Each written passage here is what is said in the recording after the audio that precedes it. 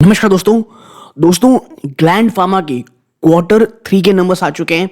और देखिए, क्वार्टर 3 के नंबर से पहले कुछ चीज़ समझ लीजिए कि स्टॉक जो है वो काफ़ी हद तक भाग चुका है। 2000 ये एक ऐसा बहुत बड़ा रेजिस्टेंस है जो स्टॉक लगातार और बार बार तोड़ने की कोशिश कर रहा है, बट टूट नहीं पा रहा है दोस्तों, तोड़ नहीं पा रहा है। और ऐसे में ये स्टॉक का जो क्वार्टर 3 नंबर है, ये इस बात को आप कह सकते हैं बहुत ज़्यादा डिसाइसिव होगा कि क्या यहाँ से एक बहुत बड़ी रैली शुरू होगी, क्या इतने अच्छे नंबर्स आएंगे और स्टॉक 2000 के भी ऊपर आते हुए आपको दिखाई देगा। तो आप कह सकते हैं ये जो नंबर्स हैं ये काफ़ी इंपॉर्टेंट होने वाले हैं। देखिए, कंसोलिडेटेड नंबर्स हैं और जो नंबर्स आपको यहाँ देखने को मिल रहे हैं, याद रखिएगा ये मिलियंस में है ना दोस्तों। तो थोड़ा सा ध्यान देकर के हम इसमें चर्चा करेंगे।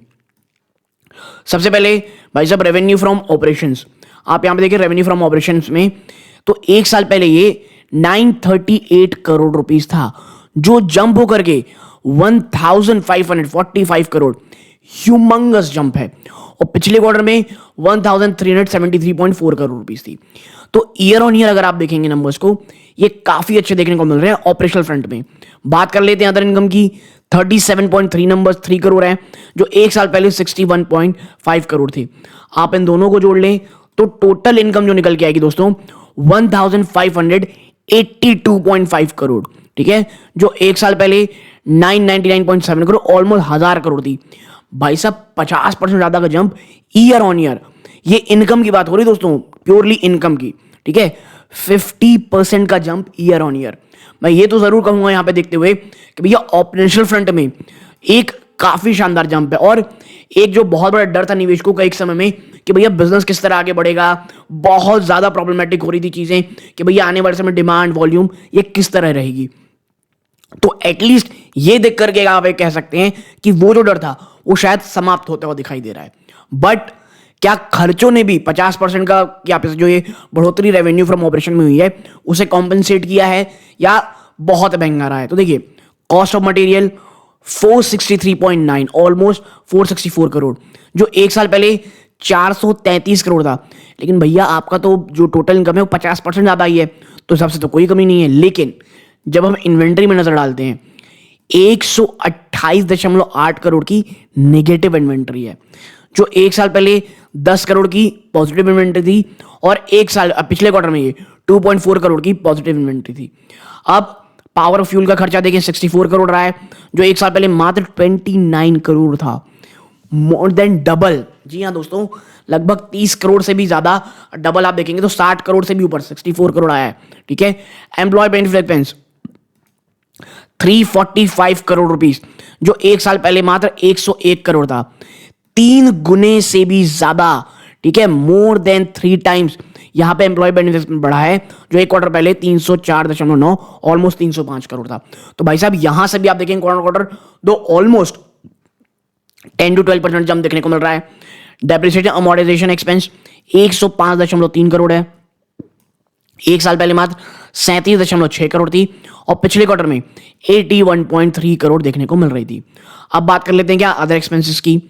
180.1 करोड़ है, जो एक साल पहले मात्र 91, यहां पर भी डबल। यानी आप इन सबको देखिए तो लगभग आप देखेंगे यहां पे ऑलमोस्ट डबल होता खर्चा दिखाई देगा। इस बार 1299.3, ऑलमोस्ट 1300 करोड़ का खर्चा आपने किया है, जो एक साल पहले 688.9, ऑलमोस्ट 689 करोड़ रुपीस था। तो ये बहुत बड़ा जंप आप कह सकते हैं। और यही कारण है कि जब हम प्रॉफिट बिफोर टैक्स देखते हैं ना, कंपनी का 283.1 करोड़ निकल के आता है, जो एक साल पहले 310 करोड़ रुपए थे। यानी भले ही आपके revenue from operation total income में या आप कह सकते हैं 50% जंप आया लगभग, लेकिन खर्चे इतने ज्यादा बढ़ गए कि आपके यहां नंबर जो प्रॉफिट थे वो ईयर ऑन ईयर आप कह सकते हैं कम आए। देखिए, प्रॉफिट तो क्वार्टर ऑन क्वार्टर भी कम आए हैं आपके, ठीक है। तो देखिए, स्टॉक जो बहुत ज्यादा भाग चुका है, इसका मुझे लगता है शायद थोड़ा खामियाजा यहां पे निवेशकों को दिखाना पड़ सकता है। कल शायद गिरावट आपको स्टॉक में देखने को मिल सकती है। अगर नहीं होती है, स्टॉक कोई तेजी जाता है, तो मुझे ये नहीं लगता कि भैया स्टॉक 2000 को तोड़ेगा भी तो 3-4 हजार पहुंच जाएगा। इस प्रकार के नंबर्स नहीं है। हाँ, ये जरूर है इस नंबर से वो निवेशक जो बहुत लॉन्ग टर्म इन्वेस्टर्स थे और स्टॉक को आप कह सकते हैं 1000 रुपए, 1100, 1200 रुपए के ऊपर ले रखे हैं, उनके दिमाग से एक आप कह सकते हैं कंसर्न जा सकता है कि जो एक डिमांड को लेकर के इशू था वो बहुत शानदार है।